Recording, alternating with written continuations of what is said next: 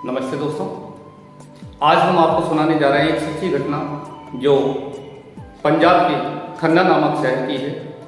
जी हाँ मित्रों, वहाँ पर रहने वाले एक रमेश चंद्र नामक युवक की मेडिकल की दुकान थी, जिन्होंने अपनी ही जुबान से बताया कि मैं मेडिकल स्टोर की दुकान अपनी चलाता था और उस समय मेरी दुकान इतनी अच्छी चलती थी जो आसपास के लोगों में, आसपास की दुकानों में देखने को नहीं मिलती थी। ऐसी दुकान मेरी चलती थी।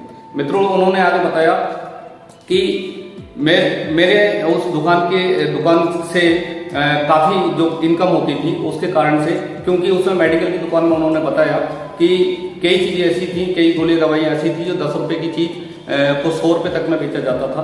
ऐसी उन्होंने अपने स्वयं के मुँह से बताया। तो मित्रों, उन्होंने बताया कि मैं मेडिकल की दुकान जो करता था उसके जो इनकम होती थी, जो स्रोत उसका जो आता था पैसा, उससे मैंने कई सारे प्लॉट और ज़मीन जायदाद खरीद ली थी। तो उसमें वो आगे बताते हैं कि उन्होंने मेडिकल स्टोर के साथ में जो लेबोरेटरी थी वो भी उन्होंने खून वगैरह की जो जांच की मशीनें थी वो भी मंगवा करके अपनी इनकम डबल कर ली थी। मित्रों, जब उन्होंने बताया अपने मुंह से कि जब पैसा जो है आता है तो वो लोभ को लेकर के आता है, लालच को लेकर के आता है, उसी के अनुसार उनका लोभ और बढ़ता गया। उन्होंने बहुत सारी अपनी जो है इनकम के हिसाब से बहुत सारी जमीन जायदाद सारी इकट्ठी कर ली। उनके इकलौता पुत्र भी था, वो बाहर पढ़ाई कर रहा था।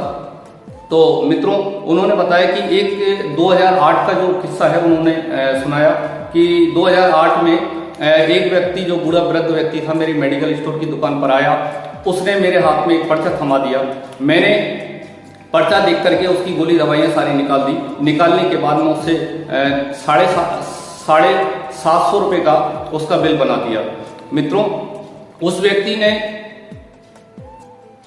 अपनी जेब से करीबन 150 रुपये निकाले और काउंटर पर रख दिए और एक ऐसे भाव से मेडिकल वाले की तरफ देखा कि वो मुझे ये दवाइयाँ दे दे। देखने से लग रहा था उसके कि उसको ये दवाइयों की जो है अति आवश्यकता है। उसने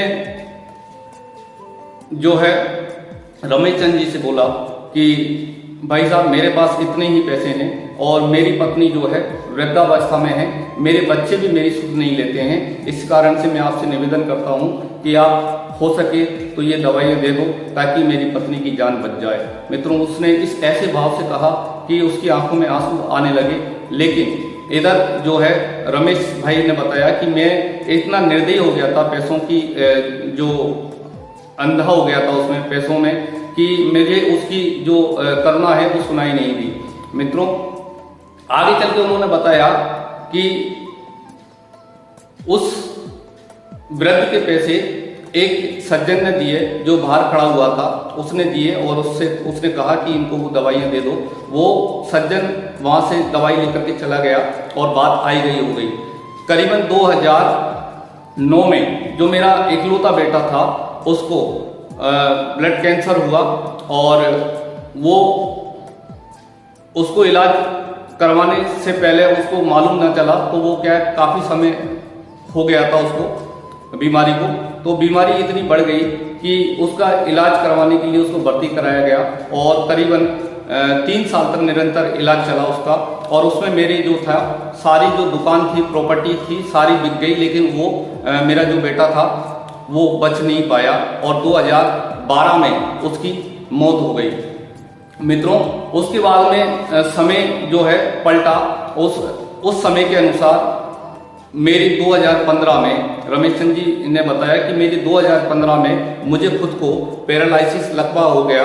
और उसके बाद में जब मैं मेडिकल पर जो अपना पर्चा लेने के लिए दवाइयाँ लेने जाता तो मुझे उन दवाइयों की कीमत मालूम होती और वो जब मेरे से वो पैसा लेता तो मैं अंदर से उस वृद्ध को, कभी कभी मेरे दिमाग में आ जाता कि उस वृद्ध की स्थिति मेरी हो गई थी, वृद्ध के जैसी। मेरी जेब में एक दिन मैं गया तो मुझे 100 रुपये का इंजेक्शन मेडिकल वाले ने 700 रुपये का बताया और मैंने जेब से पैसे निकाले तो मेरे पास करीबन 400 रुपये मेरे पास निकले जेब से।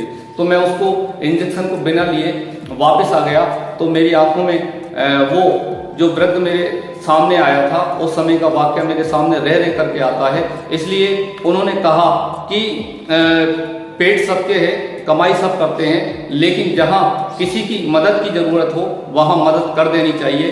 कमाते सभी हैं, लेकिन मित्रों, ईमानदारी से कमाया गया पैसा और किसी के दुख दर्द को अगर बांटने का हमें मौका मिले तो उसे हमें बांटना चाहिए। उन्होंने इस कहानी जो हमने सुनाई आपको सत्य घटना, उस सत्य घटना के पीछे बस यही है कि आप लोग ऐसी गलती ना करें। इसलिए आपको यह कहानी के माध्यम से हमने बताया कि रमेश चंद जी का जो हाल हुआ वैसा हाल हमारा ना हो, तो हम बड़े ही सोच समझ करके पैसा कमाएं, ईमानदारी से कमाएं और जहां किसी की मदद करने का मौका मिले मदद जरूर करें। धन्यवाद।